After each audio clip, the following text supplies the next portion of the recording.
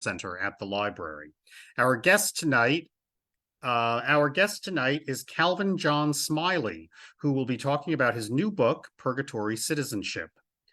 Please leave your cameras and microphones off during Dr. Smiley's talk. Type any questions or comments into the chat box. Dr. Smiley will address as many as possible after he finishes speaking. Calvin John Smiley is an associate professor of sociology at Hunter College in New York. He received his PhD from the Graduate Center at the City University of New York in 2014. His work focuses on issues related to race, inequality, and social justice. As a critical sociologist and criminologist, he has studied mass incarceration and prisoner reentry, particularly for urban inhabitants. Dr. Smiley has been published in a number of academic peer-reviewed journals and book chapters. In addition, his research has been cited in notable publications such as The Washington Post, The Guardian, The Toronto Star, and Le Monde. He is the co-editor of Prison Reentry in the 21st Century, Critical Perspectives of Returning Home, published by Routledge Press in 2020. Dr. Smiley's new book, which he will be discussing tonight, is Purgatory Citizenship, Reentry, Race, and Abolition.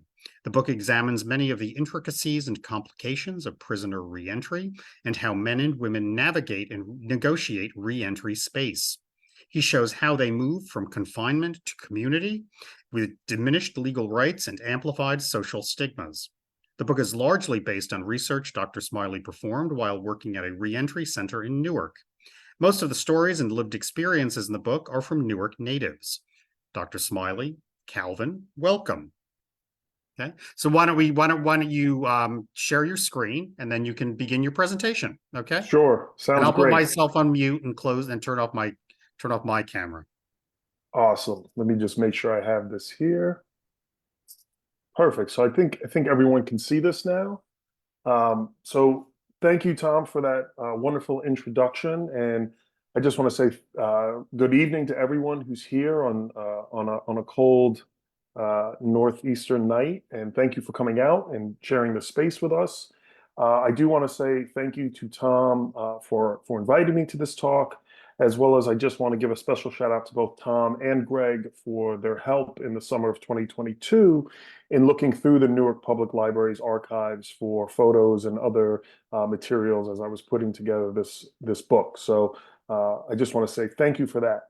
And as Tom said, a lot of my research is involved around justice, race, and inequality. And so I'm super ecstatic about talking about, or at least sharing a portion of this book that really was a labor of love and started out as a dissertation and finally moved its way to kind of coming full circle as a book project. So away we go. So one of the hardest things about doing research is entering the field site. In other words, how does one come to a topic and make their way into those spaces? More specifically, getting to know the key actors, stakeholders, and gatekeepers that can let you into that world. For me, 2010 was a very serendipitous moment in my life, both professionally and personally. Professionally, this was the year that Michelle Alexander's The New Jim Crow was released. This book became a national bestseller and pushed a conversation about the exponential growth of incarceration in America out of specific silos to the dinner table. Alexander, through her work, made America aware of its ongoing incarceration. In the 2 years prior to her work coming out in 2008 and 2009, the U.S. reached its zenith in incarcerating over 2.4 million people throughout its jails and prison facilities, which translated to roughly 1 in 100 American residents incarcerated. When factoring in other forms of criminal supervision, such as parole and probation, nearly 1 in 31 American residents was under some form of captivity. In sum, Alexander's work made the concept of mass incarceration a household phrase. Beyond this, in 2010, the Bureau of Justice Statistics stated that for the first time, more individuals exited prisons than entered them since they began collecting data in 1977, making what we now know as reentry one of the most significant and important social events facing the American public. Beginning in the early 1970s, the US jail and prison system changed dramatically with as much as a 700% increase in incarcerated populations by the turn of the 21st century. Much of this was spawned by the various ideological wars put forth by the state and federal administrations, such as the war on poverty, war on drugs, war on gangs, and the war on terror, all of which translated into reactionary and punitive policies and legislation that broadened the scope of criminal infractions, lengthened sentences, and more restrictions upon release that made recidivism, the chances of being reincarcerated, more likely. Moreover, much of the punitive sentiment of mass incarceration restricted and took away various programs within jail and prison facilities, such as access to higher education, recreation, like workout equipment, and leisure, such as books and libraries. Therefore, the United States created a recipe of disaster, releasing individuals who served, in many cases, lengthy prison sentences with limited social interaction, as well as diminished cultural capital back into society, and placed the burden on them to simply do better. Further, the majority of those released from incarcerated settings are stripped of many opportunities, such as voting rights, employment opportunities, and a litany of restrictions surrounding housing, familial rights, and access to education and healthcare. Finally, to complicate matters, the US criminal legal system is not a universal or singular system, but rather each state, plus the federal government, creates and implements their own laws of what is deemed quote unquote criminal. So therefore, for example, capital punishment is used in some states but doesn't exist in other states. Also, we can think about how laws are ever changing. For example, the use of marijuana. For now, New Jersey has legalized the use of marijuana recreationally, whereas its neighboring state, Pennsylvania, has still kept marijuana use illegal, and those who are caught using marijuana in a recreational sense can still be fined and or possibly. Today, roughly 600 to 700,000 people leave prison per year, and about 9 million individuals cycle through local jail facilities, highlighting the need for drastic policy shifts in how states would better serve system-impacted individuals upon their release. I also mentioned personally, I am the son of a justice-impacted parent, as my father, a Newark native son, served time in prison while I was a child. Although my parents got divorced when I was a toddler, my father's incarceration, coupled with a drug addiction, complicated our relationship.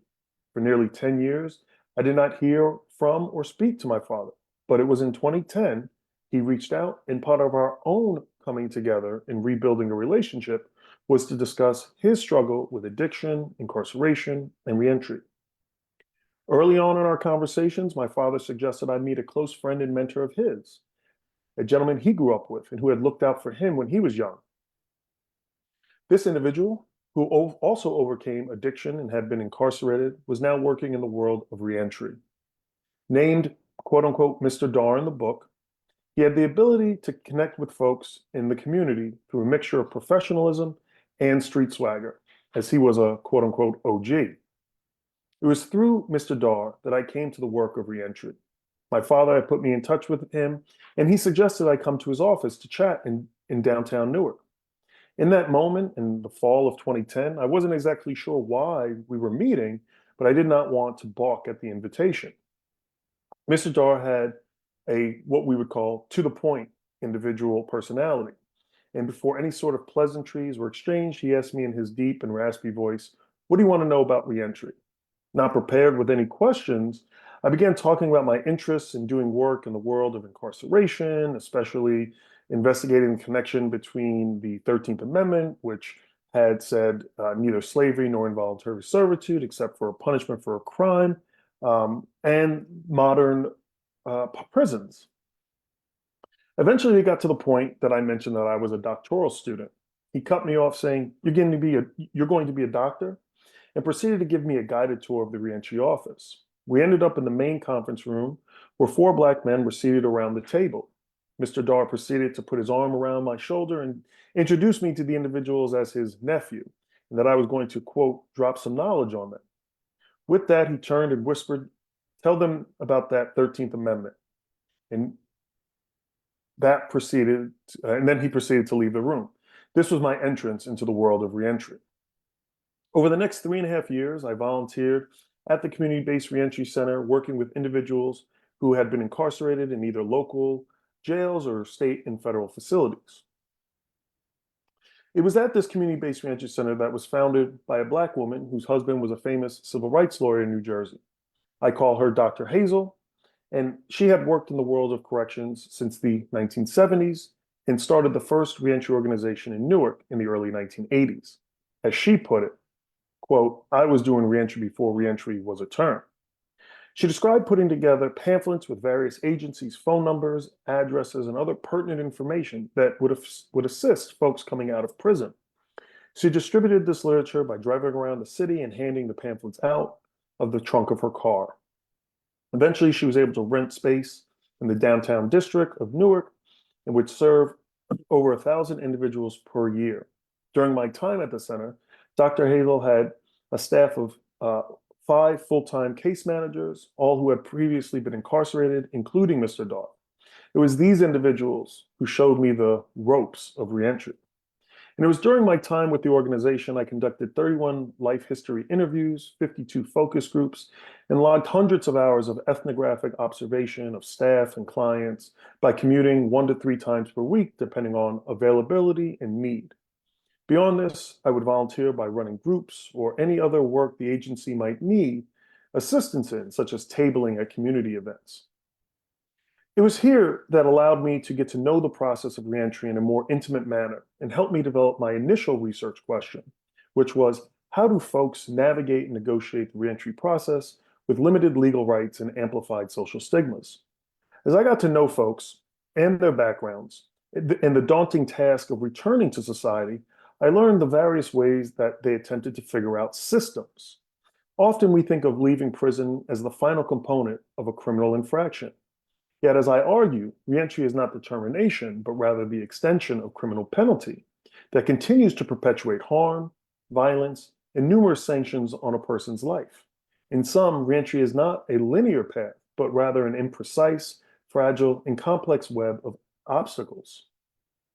Therefore, I was open to learning from the individuals I interacted with, which led to my second research question. What does it mean to quote unquote do reentry? Like many things, such as gender and other social constructs, reentry has a performative component in which individuals must engage in tasks, rituals, and ceremonies to be seen as acceptable by the broader audience. Therefore, reentry is not about rehabilitation, but often checking off boxes, meeting metrics, and complying to rules, regardless if they serve you or your community. So therefore, in today's talk, I'll talk more specifically about some of these examples to kind of flesh out some of these ideas.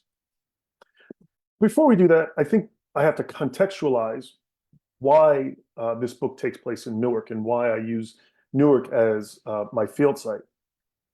So one of the first things I want to mention is that New Jersey is a leading state in criminal justice reform. In fact, today, only about 30% of all individuals released are reincarcerated within 3 years, which is significantly lower than the national average that hovers around 67%. In the 21st century, Republican and Democratic governors alike have urged reform. For example, Governor Corzine abolished the death penalty in the state in 2007. Governor Christie advocated for drug treatment in the wake of the opiate epidemic. And current Governor Phil Murphy has signed legislation allowing formerly incarcerated individuals still under criminal supervision, such as parole and probation, the ability to vote. Prior to this, New Jersey residents were barred from voting while under all forms of criminal supervision. Finally, in the last decade, the state has reduced its overall prison population almost in half and became a leader in releasing individuals during the height of the COVID-19 pandemic, understanding the risk of the spread of the virus in confined spaces. Yet, despite these strides, New Jersey still has major issues. First, it has the largest racial disparity of any incarceration in the country. While Black New Jerseyans make up roughly 14% of the state population, Black residents consistently make up nearly 60% of the state prison population. According to the ACLU, New Jersey has a 12-to-1 Black to white racial disparity when it comes to incarceration. Further, Essex County consistently has the largest population of confinement, with roughly 15% of the state prison population coming from the county. Finally, research on incarceration rates highlights that race, class, gender, and geographic location play a significant role of who ends up in prison. Therefore, we fully understand that being poor, Black, and an urban inhabitant of Newark significantly increases the likelihood of being incarcerated as opposed to being a white, affluent suburbanite resident of, say, Essex Fells. Therefore, the question begs, how did this happen? Newark, New Jersey, is often in the news when things go bad. It has been used as the criminal backdrop in American television, such as The Sopranos, and was voted the most dangerous city in America in the mid-1990s. This image of the city did not happen by chance, but rather because of a host of social forces and institutional level harm. Like many industrial cities, Newark was a thriving and flourishing metropolitan area that was home to the textile industries and became the residence for many Irish, Italian, and Jewish immigrants of Europe in the 19th and early 20th centuries. In the aftermath of the American Civil War, Newark, like many northern cities, became a promised land for many Black Southerners fleeing the Klan and Jim Crow. In fact, my own grandparents, both from Georgia, met in Newark after leaving the South during the period known as the Great Migration. And like many northern cities, newly arrived Black migrants were tolerated but not integrated, rather being relegated to Black enclaves. For Newark, a pivotal moment in the city's racially divided history occurred in July 1967. One evening, a Black cab driver, John Smith, was pulled over, beaten, and dragged into the local police precinct by white police officers. A crowd that saw what happened initially believed that Smith had been killed. As news spread, people took to the streets, and this began 5 days of rebellion, becoming more commonly known as the Newark riots. Yet, the Newark Rebellion, as I refer to it, did not occur in a vacuum. In fact, less than a week later, an uprising in Detroit, Michigan was sparked by similar harassment of Black residents by white cops. Both Newark and Detroit rebellions saw the highest loss of life and most significant property damage in that era, but were not the only rebellions. Other rebellions in places such as Watts, Baltimore, and Harlem also occurred. By the end of the summer of 1967, President Lyndon Johnson put together the Kerner Commission, which produced a scathing report highlighting the various missteps of local, state, and federal agencies. One of the most cited lines of the report reads, "Our nation is moving toward two societies, one Black, one white, separate and unequal." The report goes on to recommend massive investments in the areas of education and housing. Beyond this report, New Jersey commissioned its own report known as the Lilly Commission, which also highlighted factors that led to the rebellion that had to do with institutional racism, government neglect, and police harassment. To this day, most of both reports' recommendations have not been implemented. While these uprisings should have been used as a wake-up call to invest in communities, these rebellions were used as a catalyst to usher in a new wave of ideology towards dealing with social problems, known as the punitive turn. Instead of investing in housing, healthcare, and employment, governments capitalized on white fear of Black rebellions as the Civil Rights Movement, Black Power movement, and other social and cultural movements, such as the anti-war and hippie countercultures, were questioning the quote-unquote American way. Ultimately, governments invested heavily in law enforcement and corrections. Coupled with the already existing white flight, where white urban inhabitants were flocking to suburban areas in a post-war era that many Blacks were prohibited from entering, as well as the deindustrialization as companies moved overseas or towards automation, inner cities saw urban neglect and decay spread. The broad social welfare system of public housing and assistance that afforded many European immigrants the ability to fulfill their American dream was dashed away for Black Americans. Instead, a subpar, neglected public housing, deteriorating transit system, influx of police, corrections, and criminal sanctions, as well as the infusion of drugs such as crack, became the reality many Black folks across America felt, especially in Newark. So turning to the substance of the book, I've organized each chapter by theme. Briefly, chapter 1 utilizes Guyanese activist and historian Walter Rodney's concept of underdevelopment to explore relationships of exploitation. In this case, how incarceration and reentry exploit local communities. Jumping ahead, Chapter 4 highlights how even though an individual exits an incarcerated setting, not everything stays behind, but rather aspects of incarceration can be inscribed on the body in both physical and emotional, visible and invisible, as well as abstract and tangible ways.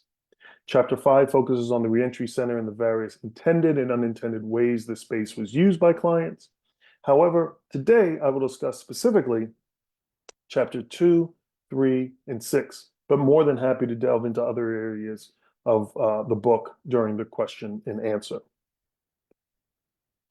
So the picture here is a storefront window on presidential election day in November 2012.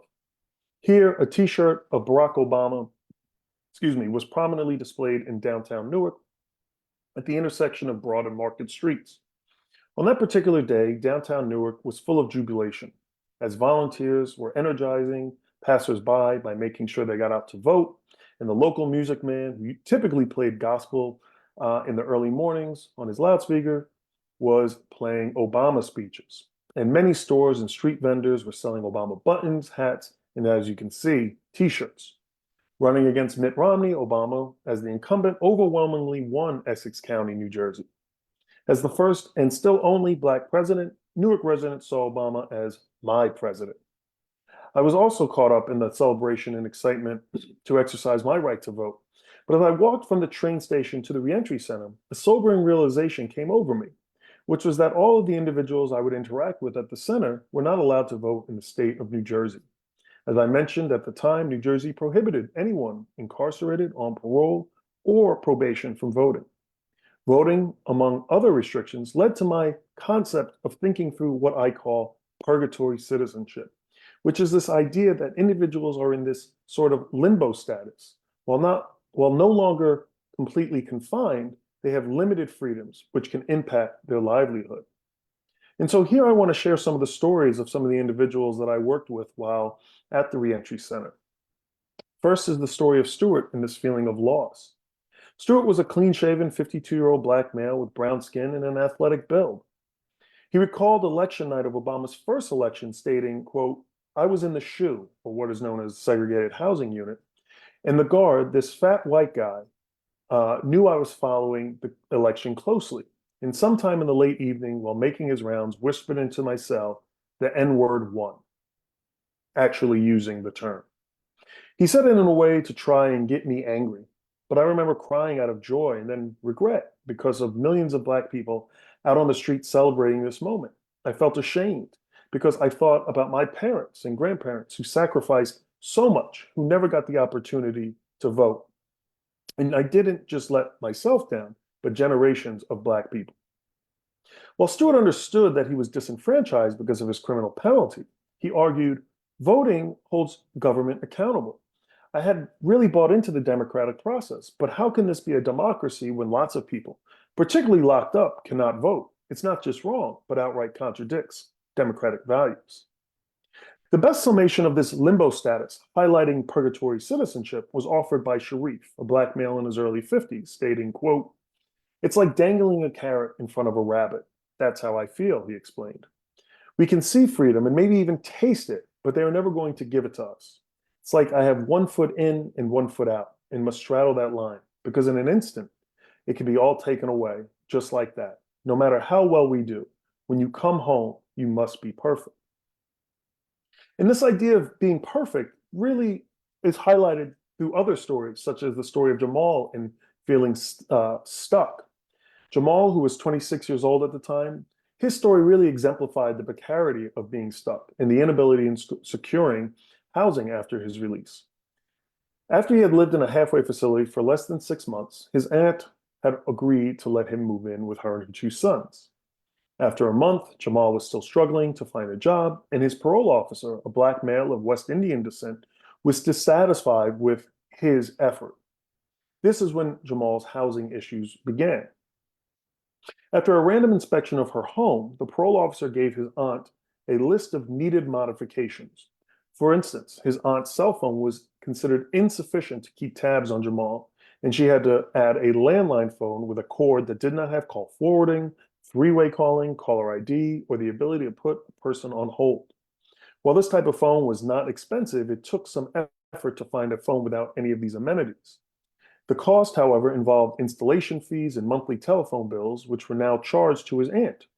As this example indicates, the financial cost of reentry can be burdensome, not just to those going through this process, but tangentially to those around them. By the end of the second month, Jamal was on edge and agitated, explaining that he and his aunt's relationship was being strained because of parole. By the end of the third month, Jamal's parole officer was no longer allowing him to stay at his aunt's home. When I asked why, he responded, "'Cause of the dogs." Jamal's aunt had two pit bull terriers. But up until this point, Jamal had barely even mentioned the dogs. But when he had met with his parole officer the previous week, he was told that he was in violation of his parole if the dogs remained in the home. The parole officer claimed that these types of dogs are used in the drug trade and are not suitable for his living conditions. Jamal eventually began staying with his grandmother at a senior living building. He'd become friendly with the overnight female security guard, who allowed him to come during her shift if he left before she went off duty. The experiences of Jamal, who was unofficially living with his grandmother, highlighted one of the many ways that people going through reentry had to constantly navigate and negotiate this process. Jamal attempted to navigate his parole by finding stable housing, making modifications to his aunt's home, and trying to fulfill stipulations such as gainful employment. However, his parole officer made this process essentially impossible. Therefore, Jamal began negotiating his freedom. And this leads us to the story of Gwen, who wanted to get a job, not necessarily because she felt like she needed one, but because she wanted to bring back her family together. And as she says, "I was pregnant when I was arrested. I didn't know it at the time, but when I was waiting for my trial, they gave me a pregnancy test, and that's how I found out." Gwen described how hard it was to be incarcerated while pregnant, but was fortunate that older Black women smuggled in special foods and vitamins to keep the unborn baby healthy. When she went into labor, she was not allowed to have an epidural and shackled to the hospital bed, as is the case across the country, despite the medical risks to both the mother and child. Prior to the birth of her son, Gwen had already decided to give him up for adoption, influenced by the prison social worker who had inquired about her plans for the child and had suggested adoption as the best option. Soon thereafter, Gwen tried to reverse her decision, but Gwen tried to reverse her decision about adoption, but was told that it was too late. Her son had already had adoptive parents, and there was, quote, "simply nothing that could be done." However, over the years, Gwen received letters and pictures depicting various milestones in her son's life, but she admitted that she was not the best at keeping up communication, and their correspondence ended. Upon her release, however, with the help of social media, she found her son and learned that he was a father to a baby girl. After completing parole in 2011, she traveled out of state and met her son for the first time since his birth in 1999. She said, "I'd never been more scared in my life. I think he was too. When he opened the door, I just lost my breath. I hugged him and squeezed tight and just kept whispering, 'I'm sorry.' He kept saying, 'I know, Ma, I know.' He has a job and a girlfriend, and my granddaughter looks just like me when I was a baby." So for Gwen, finding employment was about being able to travel to see her newfound family.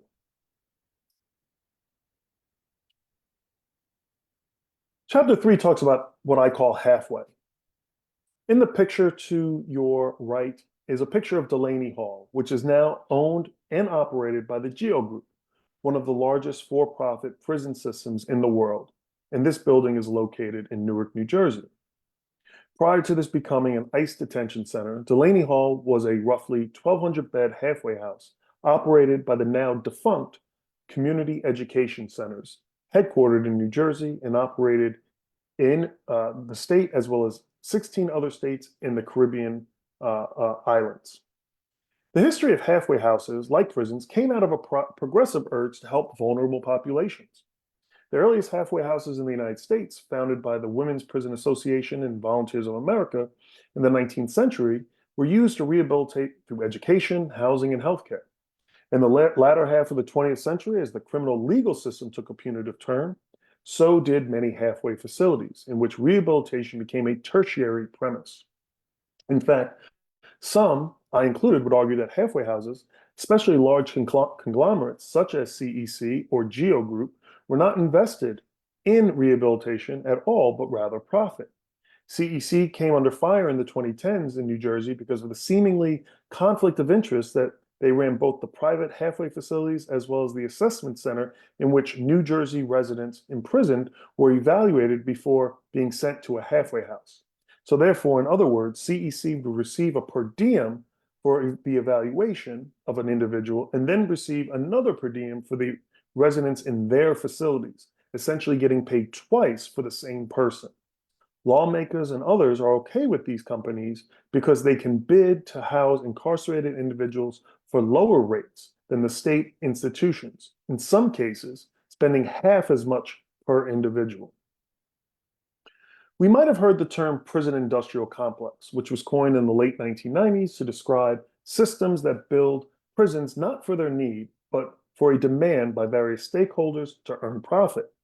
While there is a connection, while there is a contention if the actual PIC or prison industrial complex exists, as many point out rightfully so, that prisons actually cost state budgets huge sums of money and do not generate revenue, I, along with others, argue that the concept of the prison industrial complex goes beyond simply dollar and cents, but rather creates a culture of retribution and punitive measures that is seen throughout American culture that makes it socially acceptable to incarcerate massive amounts of people for long periods of time.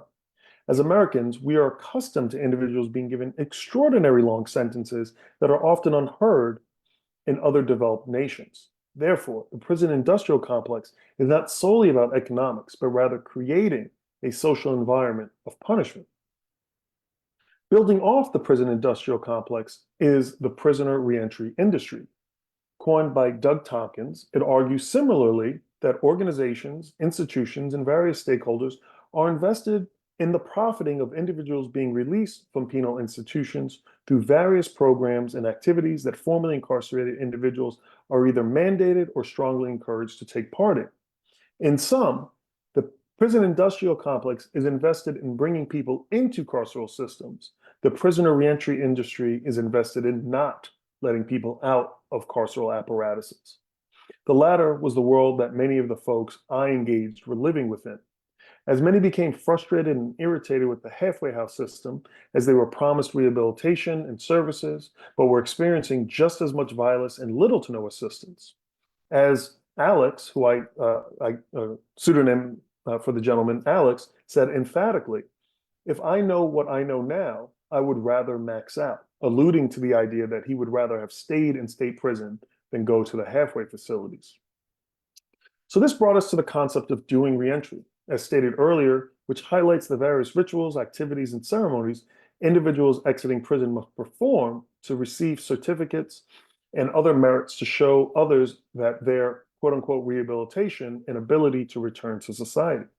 So Alex, who was one of the few white males and former outlaw motorcycle gang members, described he had a drug and alcohol addiction. And that was one of the main reasons that he continued to cycle in and out of jail and prison. Yet none of his criminal offenses were related to drug and alcohol. But as he made it clear, these were the substances that were the main reason. Therefore, he had high hopes of attending NA and AA meetings in the halfway house, but was frustrated and disappointed when the programs at the halfway facilities that he was located at would not allow him to attend, as there was a long sign-up list. Therefore, Alex had to seek out alternative NA and AA meetings in community to continue his sobriety. The concept of doing reentry was summed up perfectly by Freddie, a black male who had served over 20 years in prison, when he commented, quote, "I'm all grouped out," alluding to the notion that throughout prison, halfway houses, and community organizations, many of the same programs and group-style activities are given. Freddie's critique was not that no programming should happen, but a more concerned effort to incorporate programs that build tangible and practical life skills. Therefore, yes, a program on time management is important, but without concrete goals and tasks, this program remains theoretical versus tangible. For many to begin the process of reentry, they are often told over and over that they must secure employment and housing. However, there are often more immediate needs, such as the need for appropriate clothing for both the season and occupation, literacy and digital skills, such as the use of smartphones, email, and other technologies. And lastly, the need for state identification.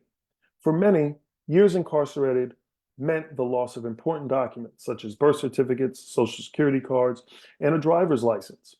To obtain these forms of identification and prove who they were was both a financial and time burden of paying out of pocket and waiting at various agencies, especially for those with limited computer skills. All of this became important to the notion of doing reentry. And finally, many of the men talked about the vicious cycle of reentry, particularly related and connected to the halfway house. So there was the story of Bobby. After the third time that Bobby was sent to Bo Robinson, the state assessment center, he was sent back to state prison. After failing several urine tests for having what was called quote unquote dirty piss, he was eventually put back into the state system. Freddie, who I mentioned earlier, summed up this vicious cycle of reentry, stating, quote, "The halfway house got all they could out of him. He went back and forth 3 times. That's the different payments on him. That's 3 different payments on him. Each time the clock starts over. They're not just going to send us back. They squeezed him dry and got all the money they could out of him. And watch, next year, they're going to send him back to the halfway house. It's all a scam. The prison system is the biggest hustlers out here. We, small time compared to that." And then finally, I just want to discuss briefly Chapter 6 about abolition and where we draw notions of abolition within the world of reentry. And that really started with this project in March of 2012. This was right after Trayvon Martin had been killed by self-appointed neighborhood watch George Zimmerman. And as we all know, the death of Martin sparked the Black Lives Matter movement, a renewed discussion about race in America. Despite some hailing America as post-racial after Obama's election, this event deeply impacted the individuals, mostly Black men, I had been working with in Newark.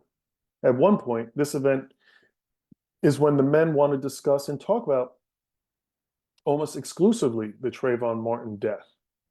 Because his death reverberated in the Black community, and this is how many of at the reentry center also felt. This death created a space to talk about grief, accountability, and what we know as justice. To note, one of the ways in which these individuals at reentry, particularly being tethered to the legal system, was that the inability to participate in demonstrations in the wake of Trayvon Martin's death. Because many were still under some sort of criminal supervision, the risk of going to a march could threaten their livelihood and freedom, especially if the cops began arresting protesters, as we often see them do. While the average protester might be released hours later with a fine and a story to tell their activist friends, individuals on quote unquote paper, those with a criminal supervision stipulation, might be in violation of conditional release and sent back to state prison. Even more, for many individuals, their conditional release is stipulated that they cannot fraternize with quote unquote other known felons. So if there is anyone else arrested at a demonstration who is also under criminal legal supervision, this could result in a new charge. Ultimately, folks began to share their feelings about Trayvon's death. Eventually, one individual, a gentleman I call Melvin, who had been one of the first people I met at the reentry center, pondered, quote, "Would sending Zimmerman to prison do anything?" This theoretical question opened a broader discussion about alternatives to incarceration and eventually discussing and brainstorming the concept of abolition. And so we ask ourselves, do we want reform or do we want abolition? And to simply break down the difference, reform is about perfecting the current system, whereas abolition is about recognizing the foundations of this system and eradicating and replacing it with an entirely new system.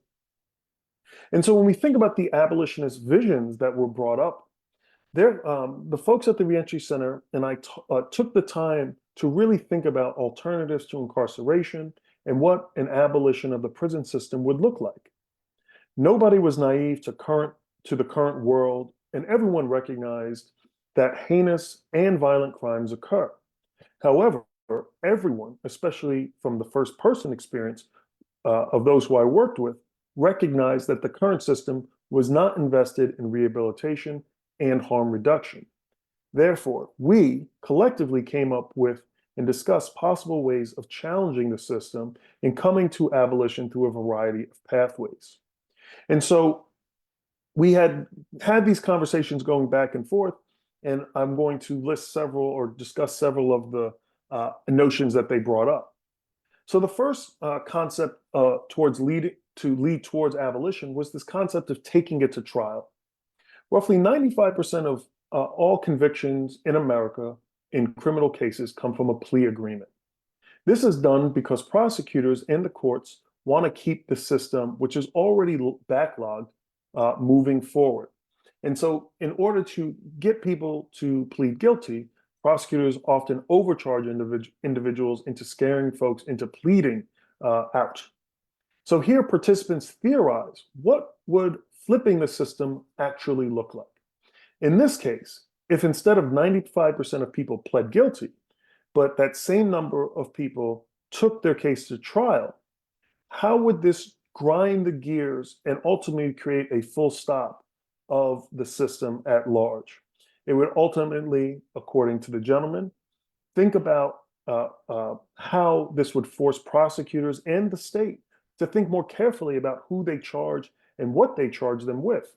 So as opposed to overcharging people, maybe they would just dismiss certain cases or not charge people at all and let people go. All of these kind of ideas were coming up.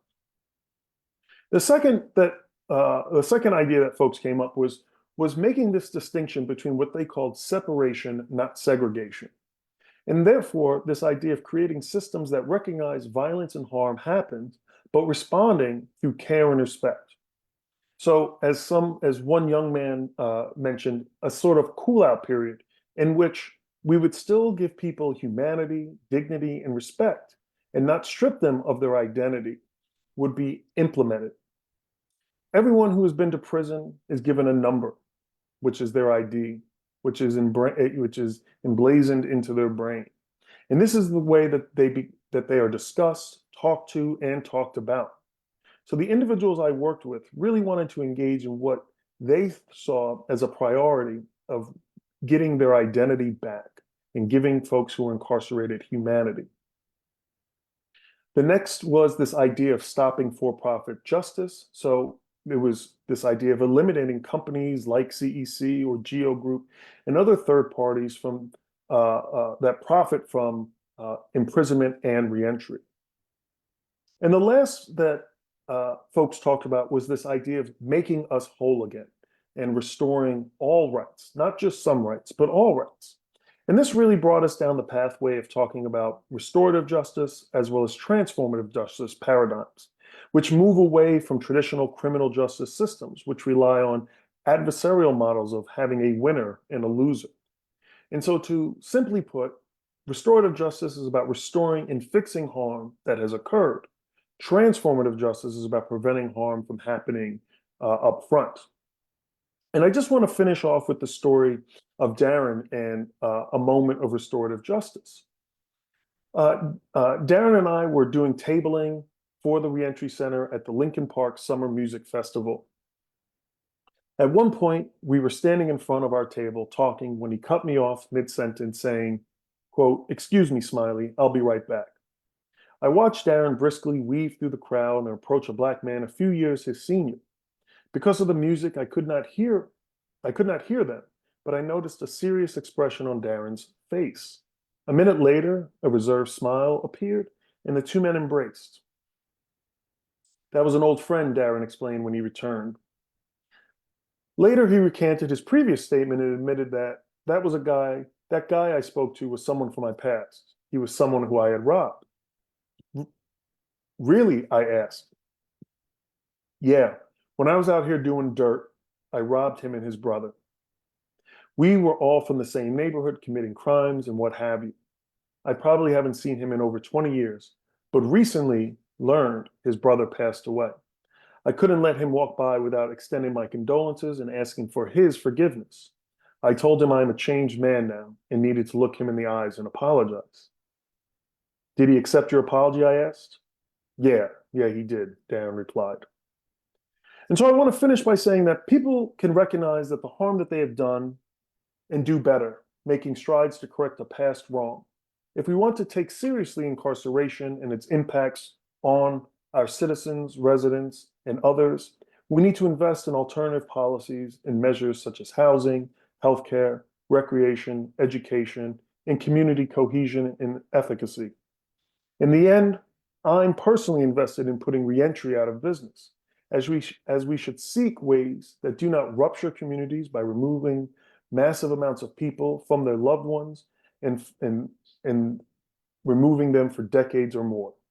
With that, I want to say thank you. I appreciate the Newark Public Library for having me, and I am so looking forward to questions from the audience. So I don't know, should I unshare my screen or should I keep it up there? What do we think? Oh, okay, we unshared it. Yeah, I just did that. All right. Well, Appreciate it. thank you, Calvin. That was a terrific talk. So we do, yeah, some of the stories you told were really heartbreaking. Darren and Gwen are the two that I will remember most. Sure. Gwen meeting her son. So we do have one question in this chat so far. So I heard you mention 60% earlier in your presentation. Not sure if I've got the right frame of reference. According to the, I have to scroll down, but according to the US Census Bureau, Essex County is 41.4% Black or African American alone. What percentage of the current state prison population comes from Essex County? I think around roughly 15%. So it usually fluctuates between 14 and 16%, but for quite literally all of the 21st century, Essex County has the highest county of commitment to state prison in the state of New Jersey out of all the counties. Okay. And why do you think that is? I mean, I know it's complicated for all kinds of reasons. Yeah, I know. Is there, can you give an explanation for that? Yeah, so I mean, I think we live in a racialized world where when we think about incarceration and kind of the histories of captivity in America, it follows those trends. You know, as I said, you know, New Jersey on one hand can be very applauded for many of the strides it's made in its overall criminal justice reform, but yet when we look at those more specific numbers and start to break it down by race, class, gender, there are communities such as Newark that are just really getting beat over the head with over police presence, higher incarceration rates, higher arrest rates. And, you know, I would argue that, you know, I think that that punitive turn in the mid 20th century, latter half of the 20th century, where places like Newark, you know, are still kind of being perpetually punished for the rebellion, right? I mean, the rebellion was seen as this kind of stain, but you know, when we look at the politics of the rebellion, right, it was a voice of people who were saying, you know, we're going to fight back, right? When we look at most of the rebellions of the mid 20th century, they were sparked by police brutality, whether that was in Newark, in Detroit, and so you know, there could still be, at least I would argue, this kind of residual overlap, spillover, excuse me, of synonymous of blackness is equal to criminal, and therefore, if those who we deem are criminal are being sent to prison, they're deserving of prison, and so we don't necessarily push back against that as often as if it was another population of people. Okay. Another question: were there any challenges you encountered in researching and writing this? Sorry, I have to go up. I have to just a minute. I just have to get rid of the list of. Okay, here you go. Were there any challenges you encountered in researching and writing the book? What are some alternatives to reentry that you would propose? Well, you did talk about some of the alternatives that were suggested at the end, I know. But what were some of the challenges you encountered? Yeah, I mean, so a lot of this came out of my dissertation work. but to answer your question, and I can talk more about challenges of being in those spaces and all of that, but to just directly answer your question about writing the book is writing a book, even a nonfiction book, has to be written in a way that tells a story that people want to read it. So, you know, you were constantly negotiating in the writing process. What part of this person's life are you going to tell? What parts are going to be omitted? I mean, you know, in every person's story I could tell, I could have probably written a book on each one of these people, you know, just based on the information that they shared with me. And then I think part of that too is the kind of the constant um, self-doubt, as well as your own sort of, am I telling it right? Did I get it right? I know this is what they said, but if they were to read this back, would they agree with the way I framed them? And, you know, because this was a book on reentry, um, I really went into the research with a politics of like, I don't really care what they did to a greater or lesser extent, because this is more of a story about their reentry. But you have to know their background to know, you know what I mean? It's like you have to kind of know someone's past to kind of know what their present and their potentially future is going to look like. So, you know, so that was kind of certainly a challenge in terms of the writing.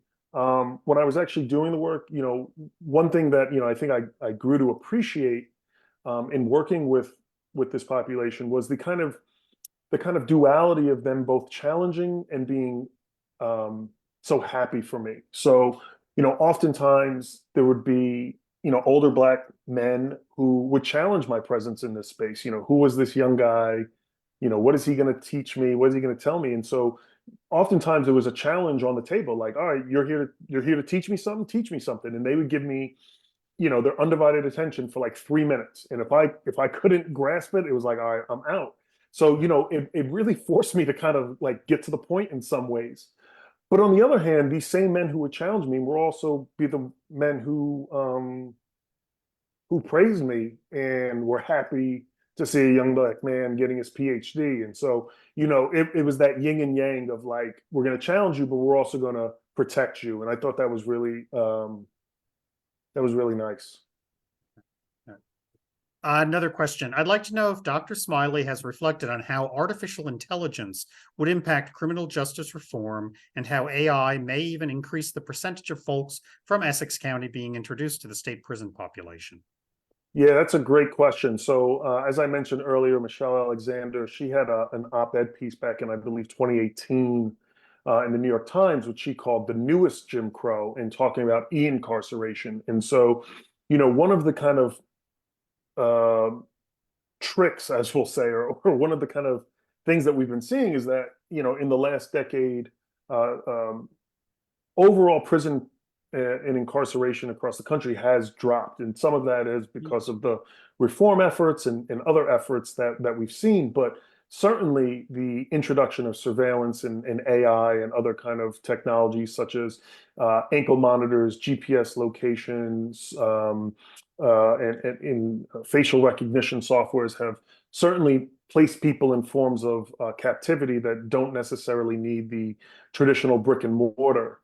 To your question specifically, sure. I mean, New Jersey has introduced its own bail reform, which uses some of this AI technology that has tried to use different metrics and different variables to assess a potential person's likelihood of criminal recidivism based on a whole bunch of things. But as experts who've written about this, such as Rua Benjamin and others, have talked about that, you know, this AI and the algorithms that they put together is only as reliable as the person who's inputting the coding. So if you have someone who is doing the coding and is already having certain racial biases, et cetera, the coding is going to reflect that. So, you know, we see that certain names, certain zip codes, age brackets, all tend to be, you know, a red flag for a lot of these AIs. And there was, lastly, and I can't remember the gentleman's name, but there was a story in the New York Times about someone in the state of New Jersey who was arrested based off of facial recognition software. He was held for a murder.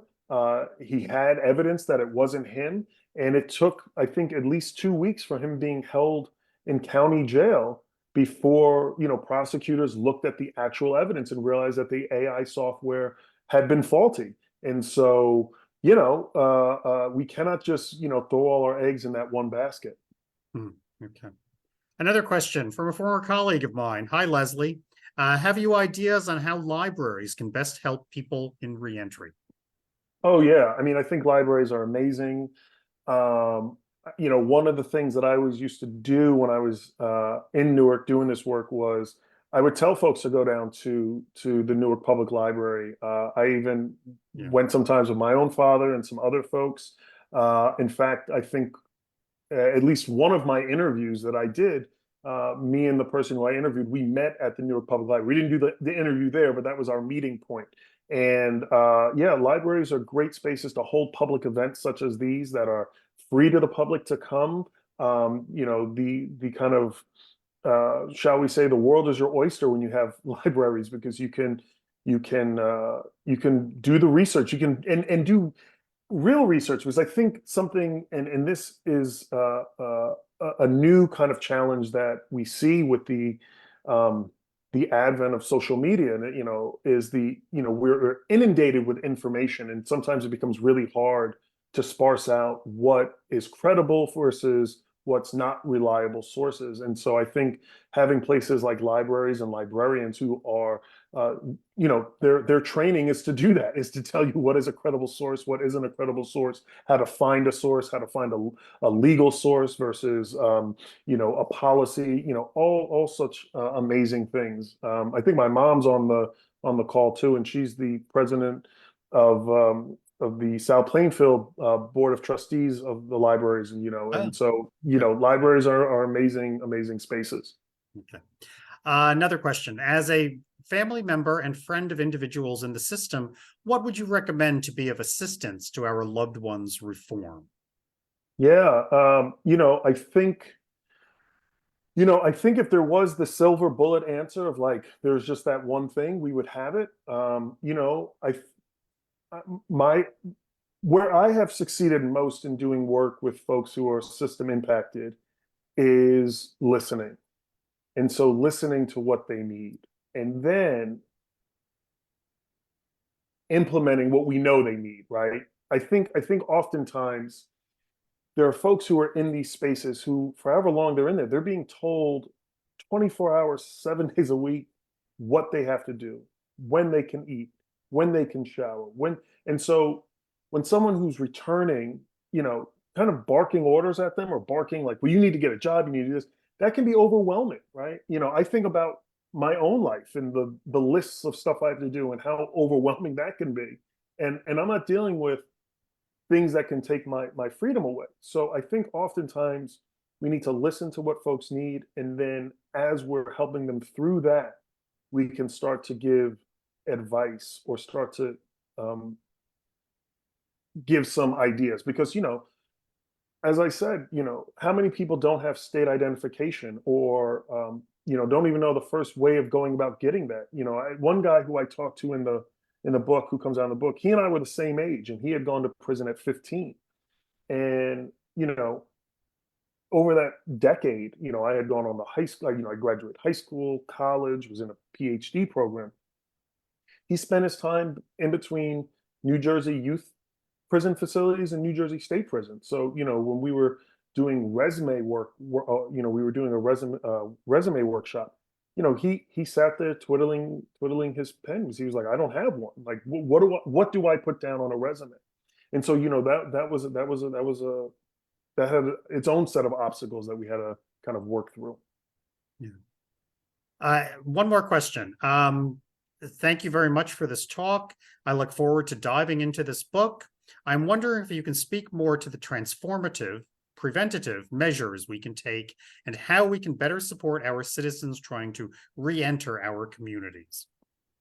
Amazing question. So, I think that the transformative really aligns perfectly with what we call abolition. And I think, for some folks, abolition becomes a scary word. Like, what do you mean get rid of prisons? And what do you mean get rid of these systems? And, one thing that, Angela Davis, who was a political prisoner and activist and professor, points out in her book, Are Prisons Obsolete, is that prisons came about at a particular moment in human history. They are not ever being, and so therefore we can think past them. And so transformative justice is really trying to think about how we can move past current systems that are only invested in punishment and harm and retribution. And I think a way in which we can get there is, first of all, recognize that this is not an overnight fix, right? That it took quite literally centuries to get where we are now, and so it might take centuries to undo a lot of these things. But if we can remember back to summer of 2020, in the wake of the death of George Floyd, people not only shouted Black Lives Matter, but people started shouting defund.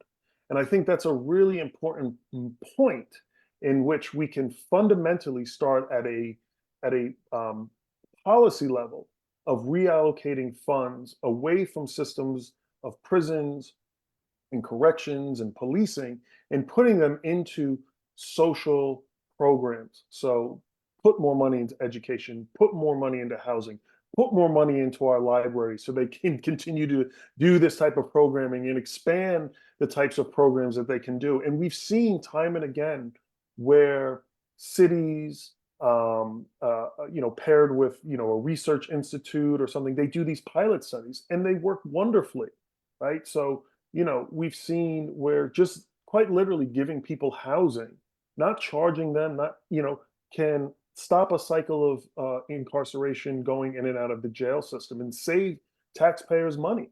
But we have to culturally get past the point of that we look at punishment as an important value, and we have to really recognize that we have to replace punishment with care, and recognize that people who often do violence have experienced violence, as violence is often a fluid thing. So, I work with a lot of youth in New York City now, who are being held on for some pretty serious charges.